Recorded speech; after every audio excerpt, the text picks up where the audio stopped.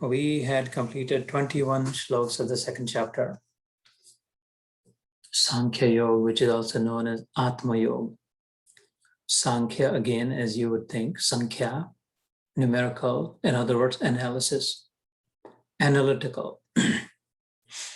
Analytical requires deep thinking.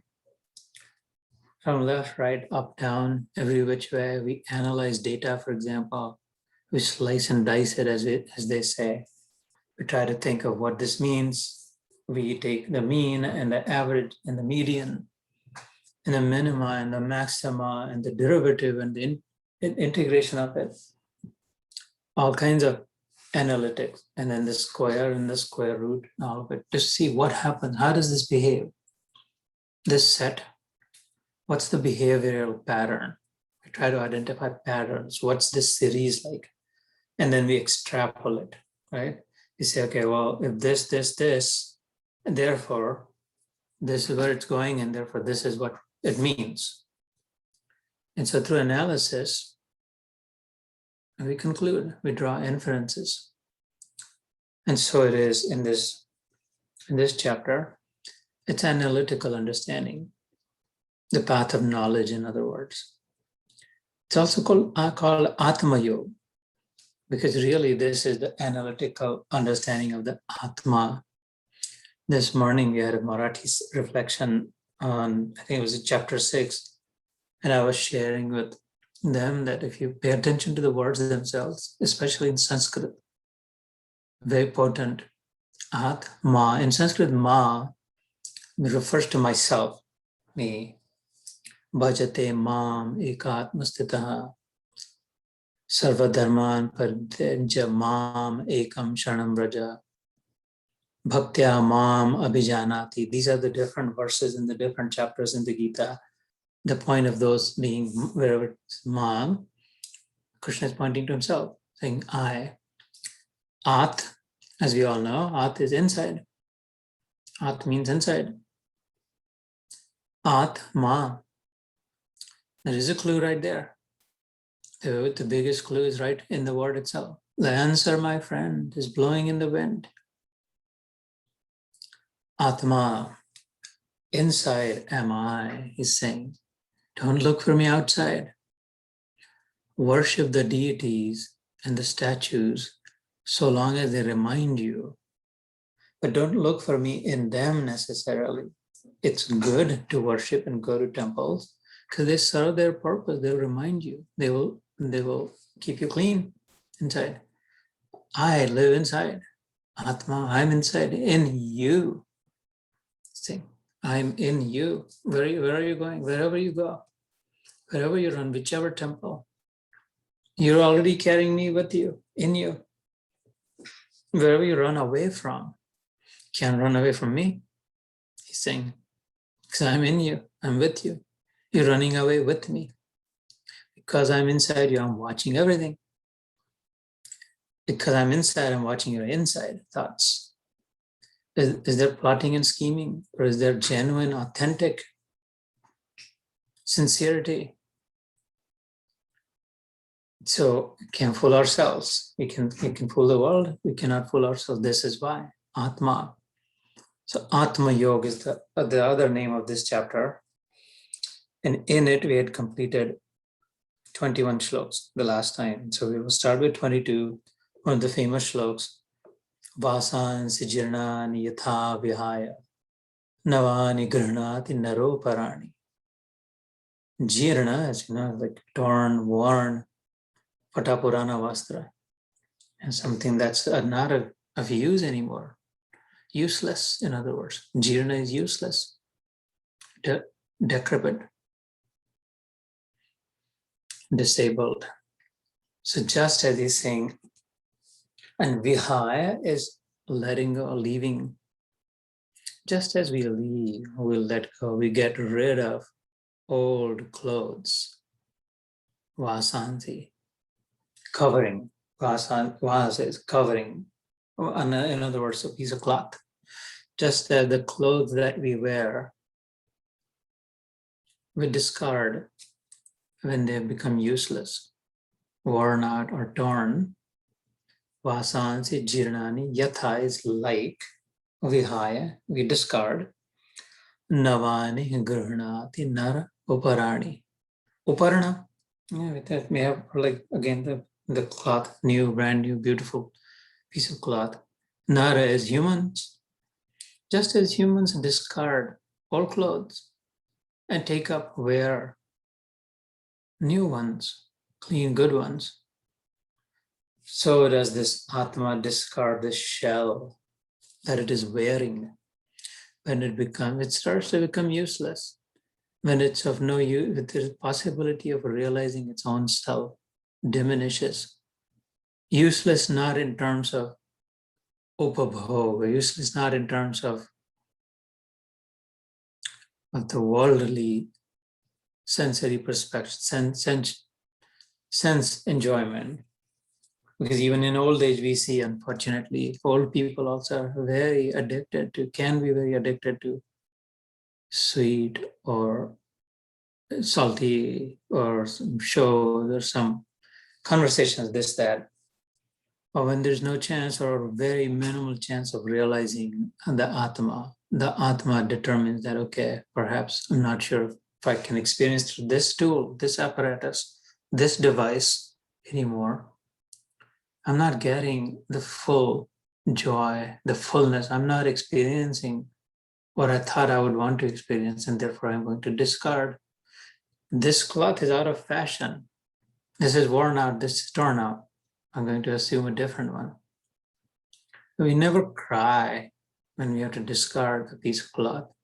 We're never torn, we're never tortured, we are never depressed. We never lose our head if we lose a piece of cloth. So why should we when death occurs? According to Gita, this shlok, Tatha sharirani vihaya jirnan anyani sanyati navani dehi. Navani dehi.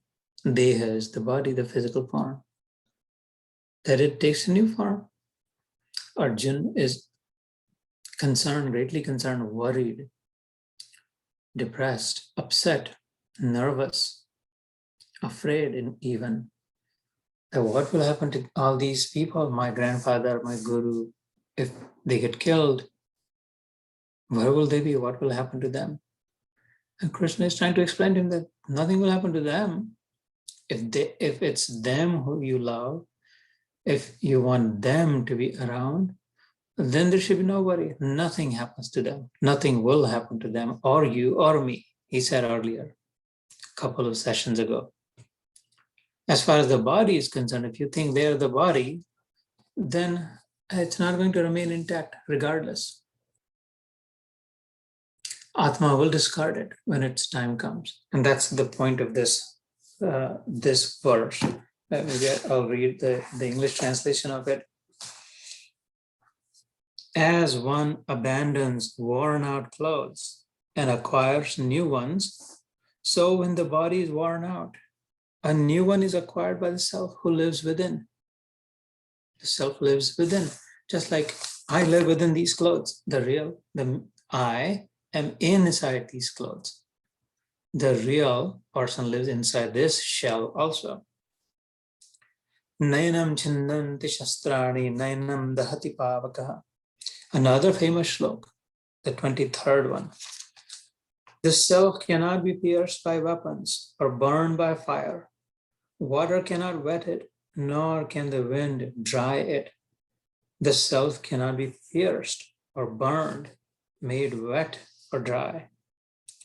It is everlasting and infinite, standing on the motionless foundations of eternity. The self is unmanifested, beyond all thought, beyond all change. Knowing this, you should not grieve. Krishna is saying to Arjuna, Achedyoham adayoyam akledyo ashosha evascha nityah sarvagatasthánur achaloyam sanatanam. So a wave in an ocean, even if we draw a line in it, even if we cut it with a sword, talwar, If I cut a wave with a sword or pierce an arrow in a wave, it might go through it. It might look like it's being cut.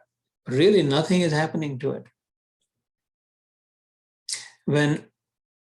If I take a piece of jewelry and melt it, the ring and the goof and the bangles and all, and earrings, bracelets, I melt them all and create something new out of it. Nothing has happened to the gold, really. The form and the name is lost. It's the nose ring or the earring or the bracelet or the necklace. It had a specific form, shape, size, and based on that, it was given a name. When the ornament, when the jewelry is molten, the form is lost, and therefore the name is lost. But it is not lost. Otherwise, there would be a problem. Right? The goldsmith would be a thug, a gunda. Oh, don't you know, Adhyatmic, your name and form is lost, your jewelry is lost. Thank you. No. I know better. The name and form are lost, but the thing is not lost. However, the weight was, however much, 23 grams or 38 grams when I brought the jewelry. I want my gold back. No, how come? There's no earring, there's no finger ring, there's no bracelet. So the form is not there, the name is not there. Why did you come back to get your gold back? Don't you know they're all lost? Yeah, I know they're lost, but they were just the name and the form, Mr. Goldsmith. Mr. Jeweler, don't try to be smart with me. It's just the name and form are lost. The object is intact, as is, as it was. No loss there. If anything, it should be purified. How come such a common sense, such an ordinary phenomenon? We become forgetful of ourselves when someone dies in our life. The form is lost and the name is lost. The thing that it was, the Atma, is never lost. Fire did not burn the gold, it melted the ornament, the shape. In a dream characters may be fighting with each other with swords, with blowtorches, maybe with knives, guns, whatever. Maybe they're playing holy, putting pichkari and color on each other. Maybe there is a tufan, like a tornado blowing through in the dream. Maybe there's a fire burning. Which dream character actually burned? Which dream character actually drowned? Which dream? It was make-believe, it was illusory. It looked like it. When I woke up, no one was cut, no one was burned, no one was drowned, no one blew away with it. It was all in me. It was imaginary, it was illusory. It felt real for that moment, but it was not real. It was real in the relative reality. While I was ignorant of the higher reality, when I was sleeping, when I was taken by, when I was covered by the limited knowledge, it felt really real. I was actually afraid.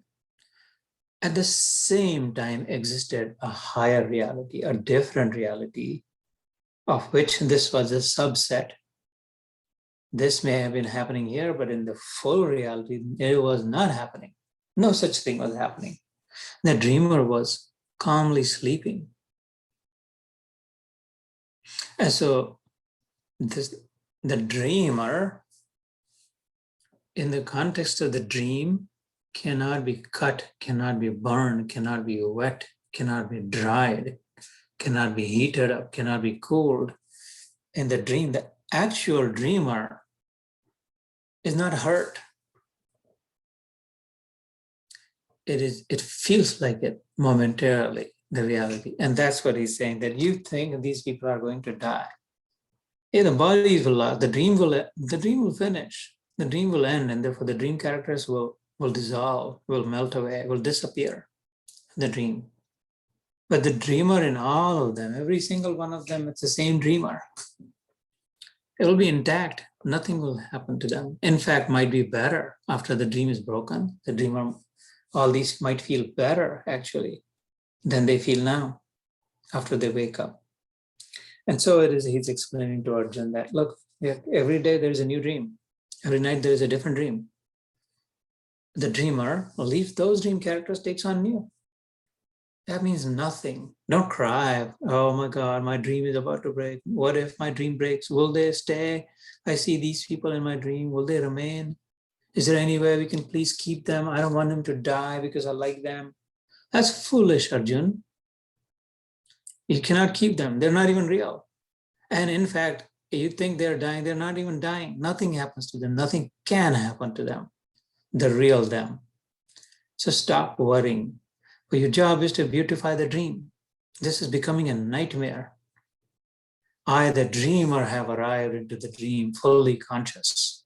Krishna is saying, I am going to fix this dream with you or without you. Are you with me? I want to give the credit to you. That those who are on the side of goodness, those who are on the side of truth, those who favor love over hatred, those who are inclusive, not exclusive, those who are open-minded, those who are willing to share, those who believe in coexisting, ultimately they win because that is good and right for the ecosystem around them. And so that's why I say that's going to happen with you or without you. Do you want to work with me, align with me? Sarva dharman parityajya mameka sharanam raja. He says in the end, the last instruction before the Gita wraps up is that align with me, align with these forces. I've designed it accordingly that in the end, goodness shall prevail. Evil will be uprooted. That's a fundamental law. No one will usurp that. Are you aligned with it? If you align with it, no one knows the principle. No one sees me. They'll feel, oh, Arjun, he's a good man. If we can be like Arjun, perhaps we will win too. There will be more good men, not just a few good men. I don't know if you remember seeing the movie, A Few Good Men. Tom Cruise, Jack Nicholson. Great movie. Gonna see it. And so it is. It's a esoteric concept. It's not very clear. It's not very obvious. It's kind of mysterious that nothing can burn it. It's not like booth or ghost that, because you cannot grasp it, you cannot catch it. That too. But it is a principle. It's not an object. It's not matter. It's spirit, soul. Just like void, just like space, no matter how, space exists. If I have a sword in my hand, talwar leke khada, I can only exist and the sword can exist if there is space first. I am in space, Akash, Jagah. I'm in space and my hand is in space, the sword is in space, and I'm moving the sword in space. I cannot cut it, can I? Is the space being cut? Tukde tukde ho rahe, space ke, jagah ke nahi. Because space is subtler than the sword. Space moves through it. Space is in it and outside of it. I am in the space and space is in me also.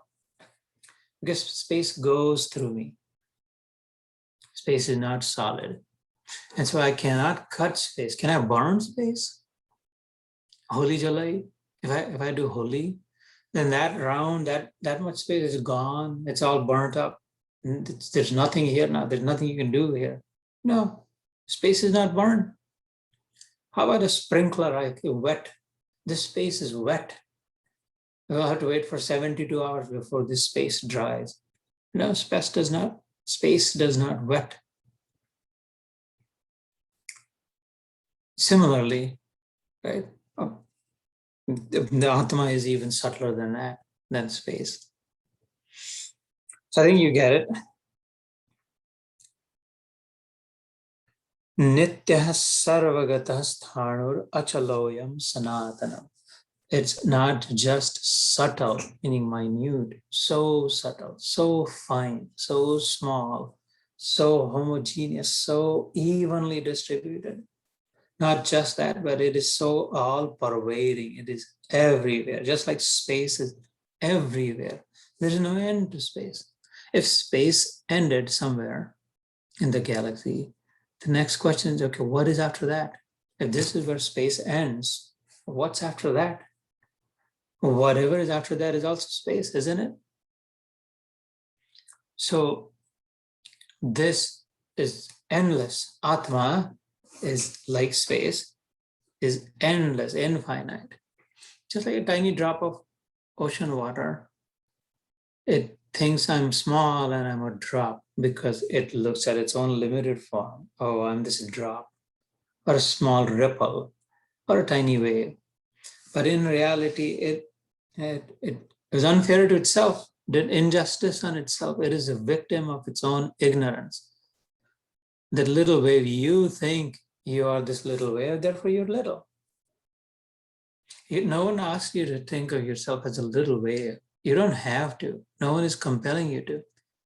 If you leave that idea, if you're willing to let go of the idea that you're this little wave, then your real nature is you're the vast ocean.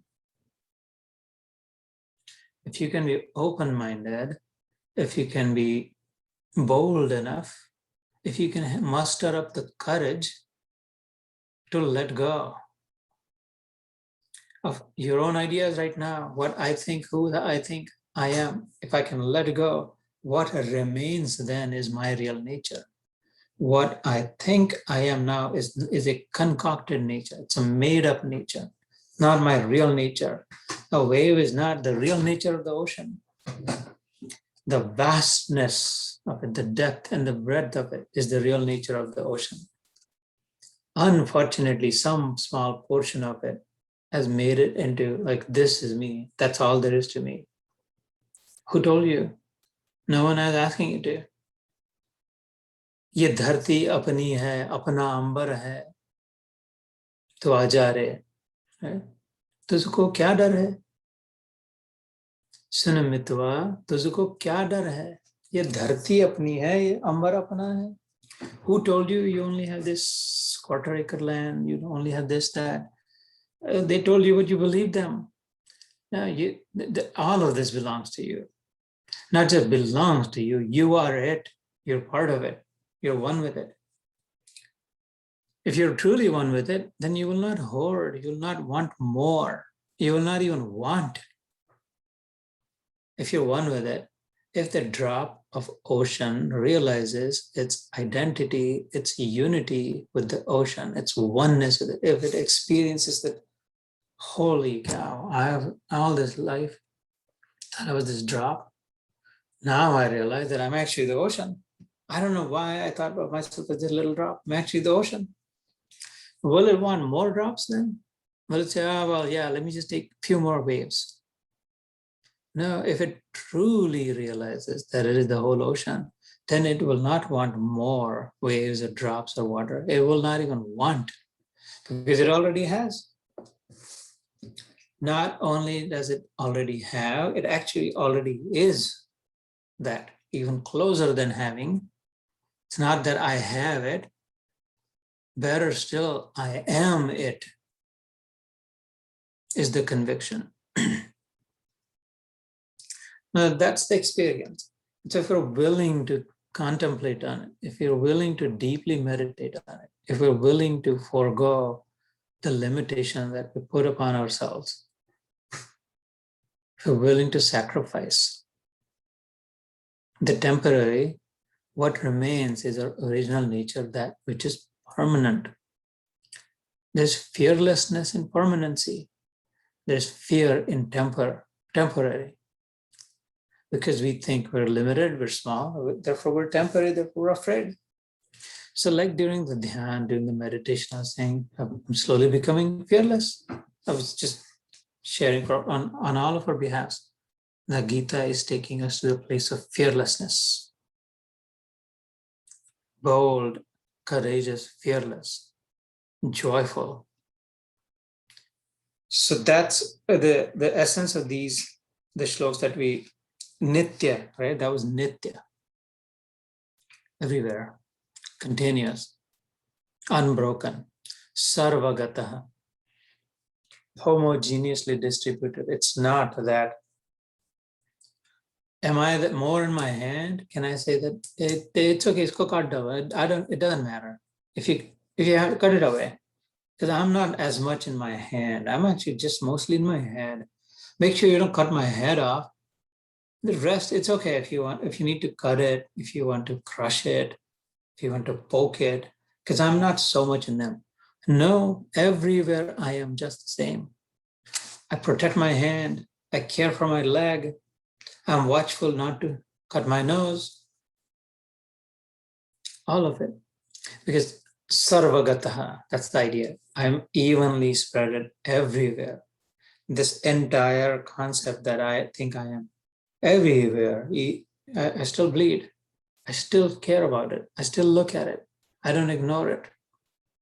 Even with the pin prick. Because I feel it there. I feel it because I am there. I would not feel it if I wasn't there. And so it is with the Atma, that it's not that it's just forever, which means nitya, but it's also sarvagata. It's evenly distributed across the cosmos. And I am a part of that. It's a continuous system of which I am this component that I think I am. It's up to me if I expand my consciousness, if I believe it, if I think of it, if I meditate on it, then I am the whole. If I limit myself, then I'm a part. I am Atma, the soul, not a part, but the whole. The whole with the W whole, W-H-O-L-E whole, not H-O-L-E whole. So that's Nitya Sarvagata. Just to take a few words in this shlok. Sthanur Achaloyam Sanatana. Sthan is stable, steadfast, solidly grounded, unmovable, unshakable. But the waves rise and fall on the ocean. The ocean itself is always there. In fact, the deeper we go, the stabler it is. On the surface, it's moving. The deeper we go, the more and more stable the ocean is. And even if it is moving, the ocean is there. It may be moving, but the ocean is there. And that's Tharna. It's solidly grounded. It's not going anywhere. It's there. Achala. But this one is actually unmoving too. It's unmoving because these are technical thoughts. You would have to think about these in your own meditation. Where will it move? Why is it immovable? What does it mean it's immovable? Where will it move? How will it move? If everywhere it is. Just like we fill something in a box, like some lentils or flour, or something we bring in, we fill it and push it and then fill it, move it, stuff it, stuffed. It's so filled, so stuffed. If the box moves, the whole mass of it moves, but within it, in the box, the flour, atta, it cannot move. Why? Because it's just so filled everywhere inside the box. There's no space, empty space. Everywhere the atta, the wheat flour, is so stuffed, filled it. It cannot move. It doesn't move. Where is it going to move? It's completely filled. Like that. Achalo ayam. Ayam is this one. Achal, because it's everywhere, everything. Sometimes, like I said, God is everything. And everything is God. It's so all-pervading, just like space. Can space move? If I pick a cup, it was sitting here and it had space inside it. If I'm moving the cup, is that space inside the cup moving it? Is that exact space that was there? It's sealed now, that is the same space? No, the cup is moving through space. The cup is moving in space. There is space inside the cup here or here or here or here. No matter where I move the cup, there's space inside the But it doesn't have to be that exact same space that was downstairs in the kitchen. That's not the space that's now here in this in the cup. There's space, but there's space because everywhere there's space. No matter where the cup goes, there's space. In the kitchen, upstairs, if I hold it up, if I put it down, there's space everywhere. Therefore, it cannot escape space. Like that. It's the same, just like in the King's Dominion or Six Flags in any amusement park. There used to be go-karts. You would sit and then kids would drive or we would drive, and you bumper cars, go-kart bumper cars. They would bump into each other. And if you carefully looked, it had this electrical connection upstairs, or jolly electricity. It would take power from it. And so long as it is connected, wherever it goes, it was powered up. It can go wherever it wants, but it has power connected up there. It's just going left, right, up, all that sideways, but it's connected and it's moving like that. It's not visible, it's not obvious. You can't see it directly, but it's there, it's connected.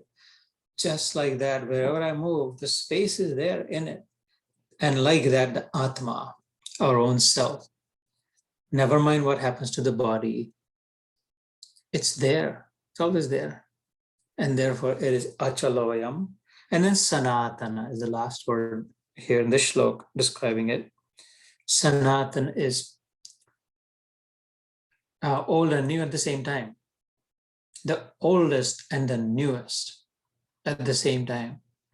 In other words, what that means is that which is always original, which is always fresh, which is always in fashion, which is always relevant, in other words. This is the original one, fundamental laws since creation. And it's still the same truth. That has not changed. Such is the nature of you. Such is the nature of Atma, that we are, that I am, that you are. That's our description. There was never a time when we did not exist. There never can be a time that we will not exist. We will have to think deeply about it. How is that? What does that mean? The names and the forms changed. There were tens and thousands of waves, maybe hundreds of thousands, maybe millions, maybe billions of waves have formed and crashed, and formed and crashed, and formed and crashed. But those are just the names and the forms that are crashed. This song and dance has been going on forever, ever since the ocean existed, the waves existed. Ever since God existed, we existed in the form of his waves, his ripples on him. So that's Sanatan. And it's still 10,000 years ago, the waves were there in the ocean. Even now, the waves are there in the ocean, just the same. We can imagine 1,000,000 years ago, waves were dancing on the ocean just like this. Now, the waves are dancing in the ocean right even now with the wind. That's Sanatan. It's our nature, as intact as originally it was created, fully preserved. No distortion, no change, no degradation. Still perfectly preserved.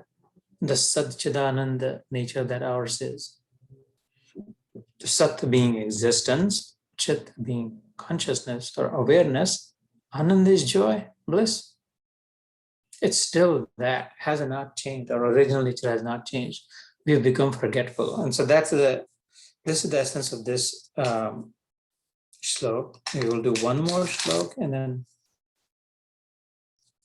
you can pause, one or two more shloks. We go through this quickly rather, because it's everything that I'm just saying, it just flows through it. Continues to describe the Atma, Sri Krishna to Arjun. Avyakto ayam, achintyo ayam, avikaryo ayam uchyate. Ayam is this one, is this one, this is avyakta, unmanifest. Just like the heat in a wooden log. If you have a log of wood, there is heat in it. It's unmanifest. Where is heat? I don't see the heat.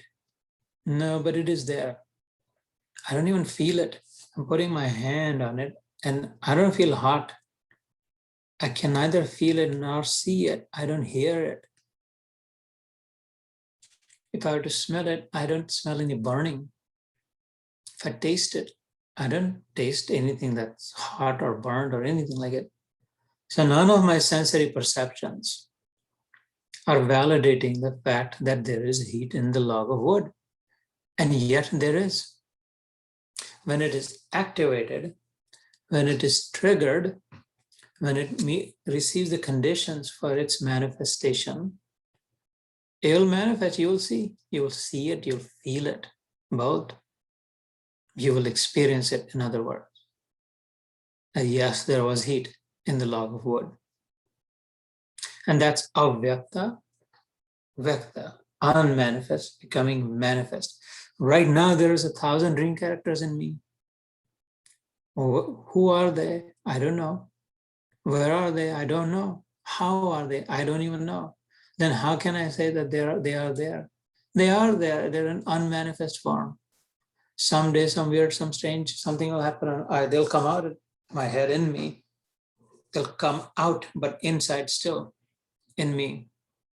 The unmanifest will manifest.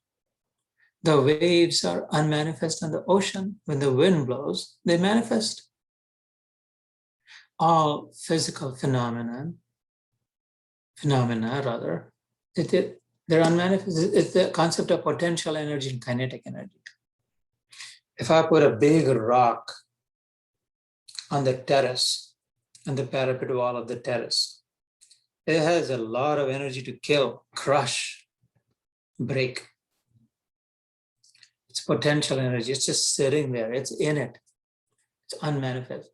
If I drop it, it will become kinetic. It will become manifest. It will crush. It will break. It will destroy and demolish. Just because it's not manifest does not mean it's not there. It is there. And so it is. That's the idea behind avyakta. I can't see means nothing practically. Avyakto ayam, achintyo ayam. Inconceivable too it is. It's hard to imagine. It's not possible to prove it just with my senses alone. Just like I cannot prove hunger, I cannot prove love, I cannot prove anything that's in principle. I cannot prove space. I have to believe because I feel it, I experience it, I know it is. It exists. Like that, Atma is also achintya. Avyakto ayam, achintyo ayam, avikari. Undegrading, non-degrading. This sarta galta nahi hai. It doesn't rot. It preserves itself forever. It's ever preserved. Non-deforming. There is no deformity in it because there is no desire in it. All deformities, all distortions, all rotting of sorts, no matter it comes from desire, so wanting something different, wanting something more. This is everywhere. This is everything. What will it want?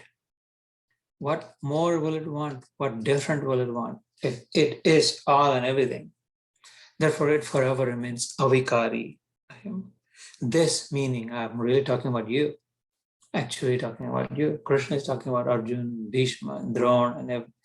And here, obviously, I'm talking about you and me, of course, all of us.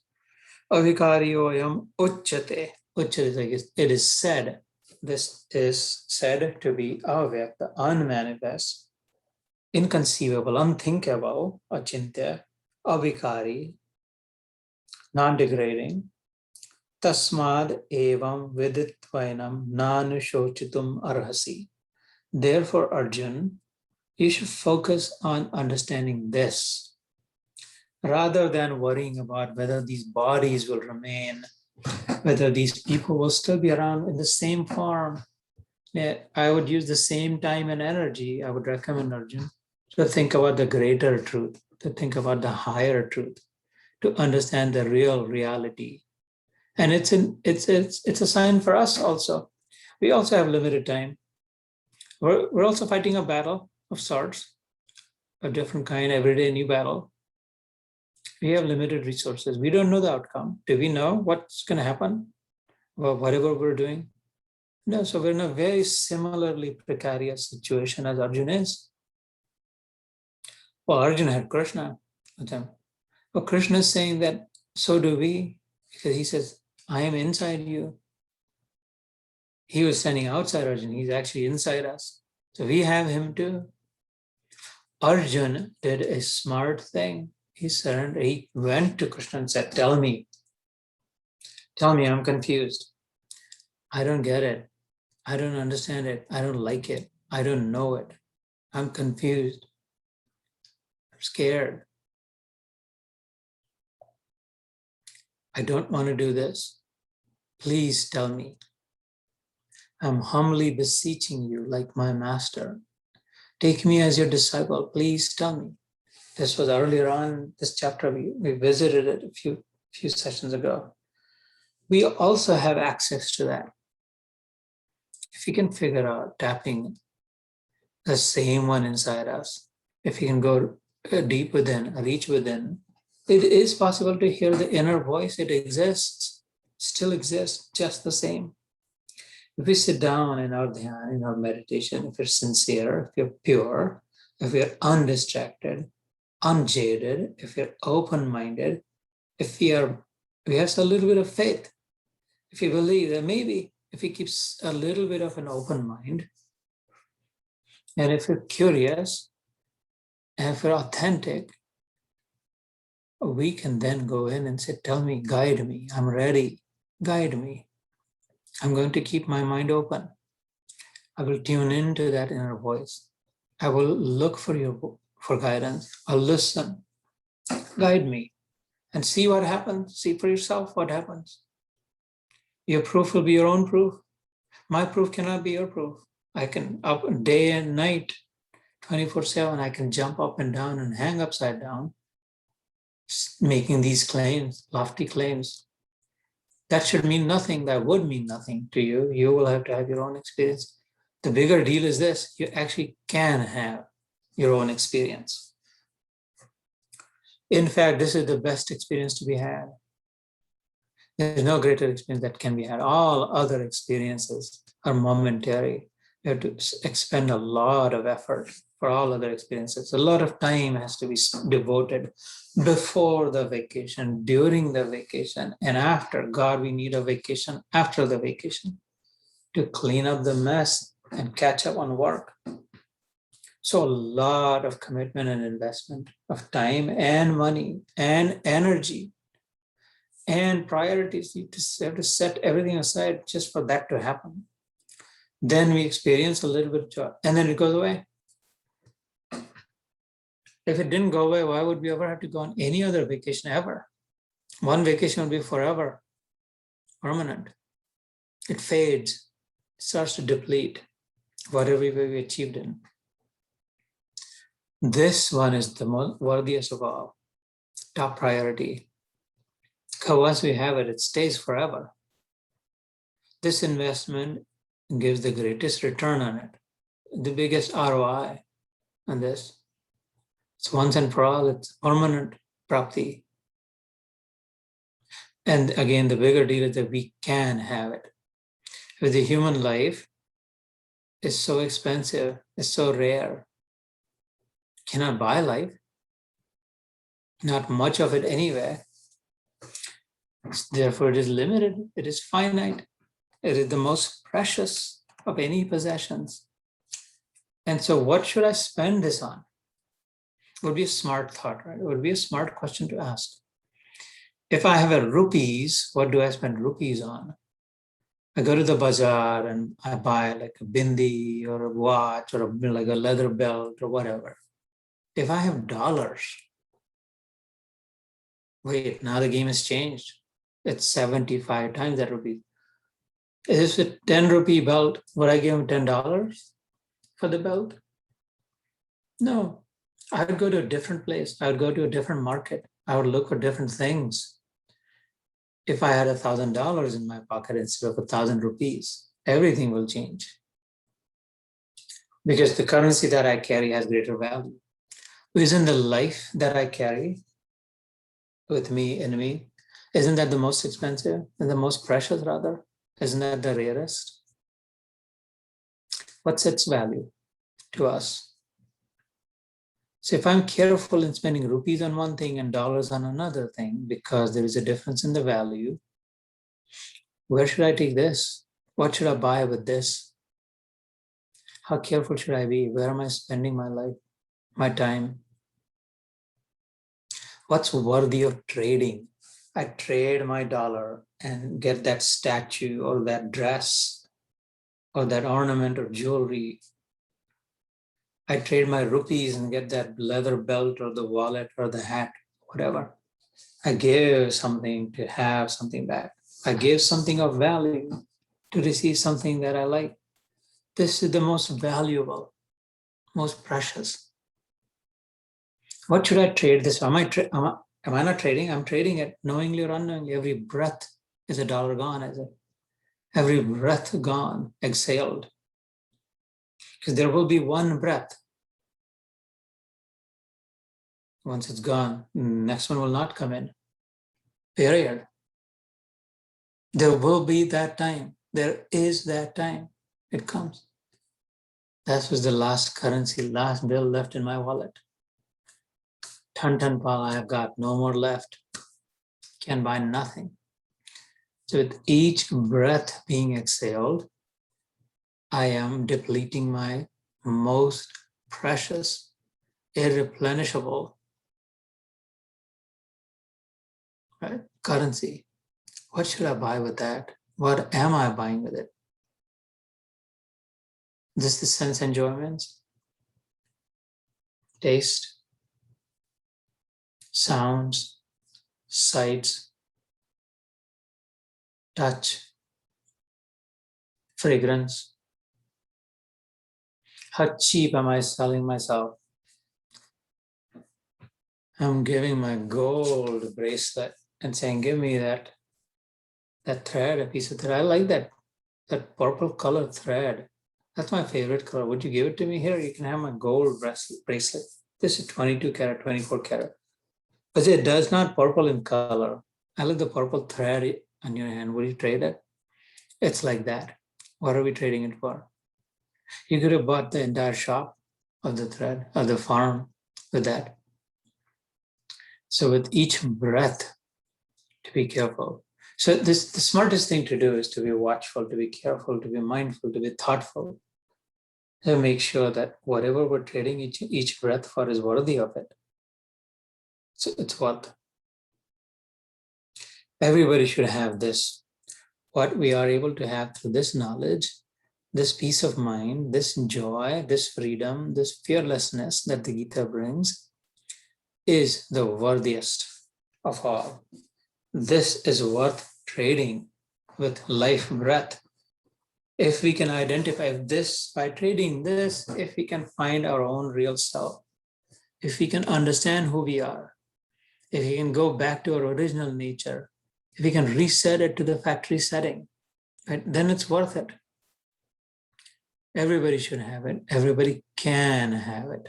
Also, this is available to everyone because everybody this is the silliest mystery secret of all. Everybody already has it. Just don't know. I didn't know that. Oh, I didn't know. I begged for 60 years.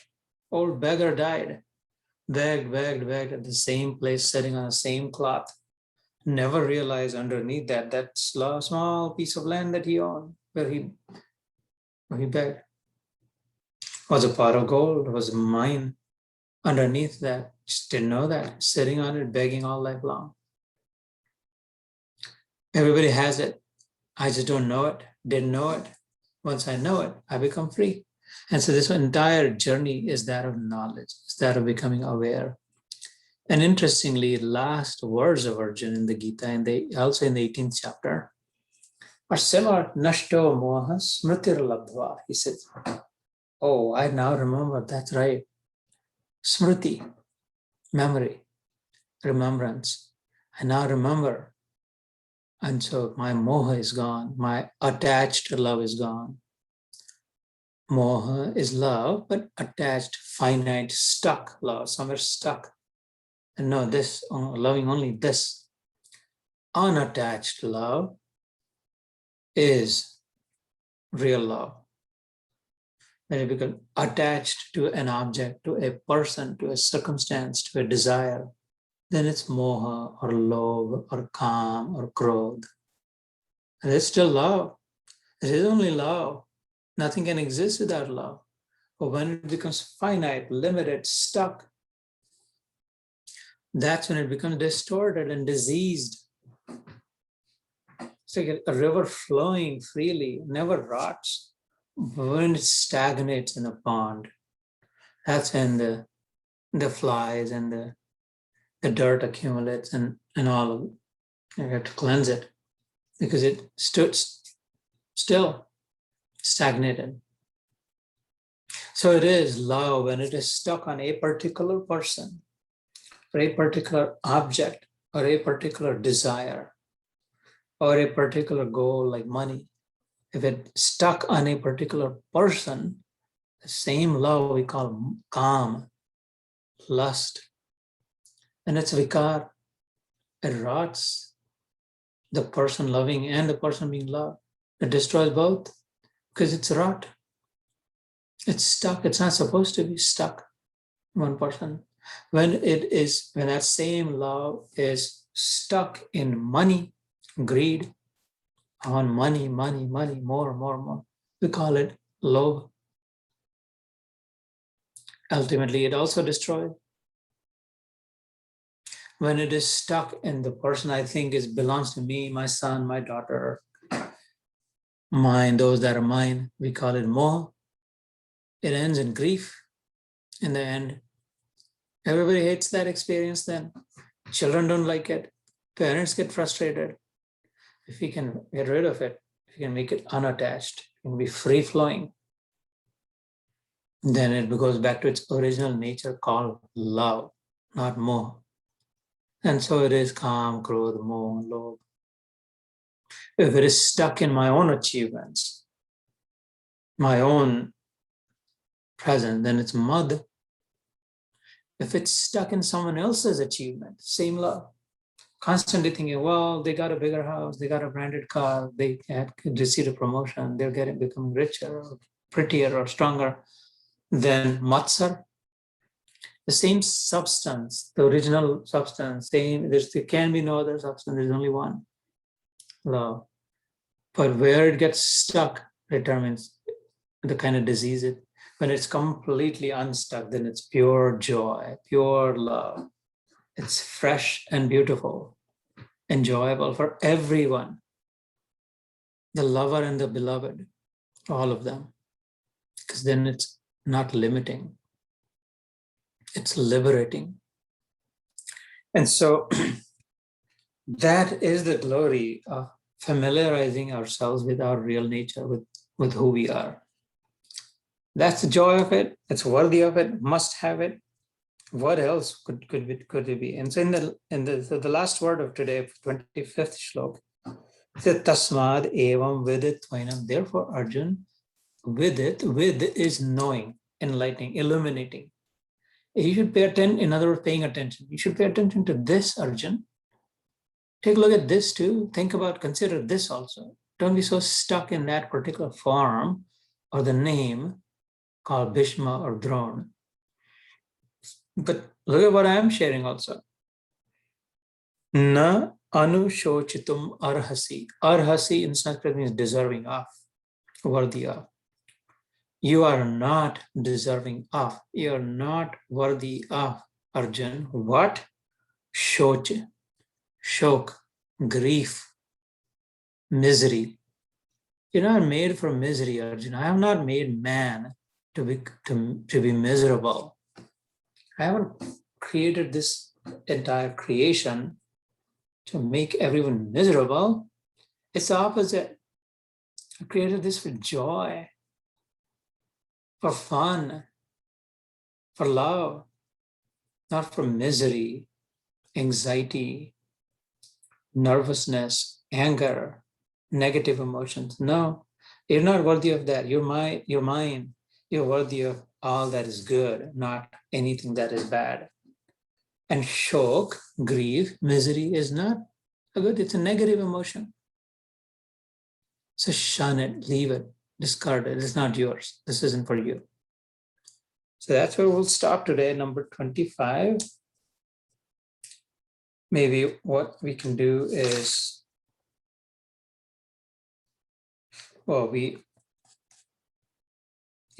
just read it in Hindi, and then I don't know if I read it, and then we'll go around. Yeah, I did read it in English. यह आत्मा अव्यक्त है, यह आत्मा अचिंत्य है, और यह आत्मा विकार रहित कहा जाता है. इससे है अर्जुन, इस आत्मा को उपर्युक्त प्रकार से जानकर तू शोक करने को योग्य नहीं है, अर्थात तुझे शोक करना उचित नहीं है. So I'm going to stop here. We'll take 5 minutes to just hear your reactions also, and then I will stop today's program.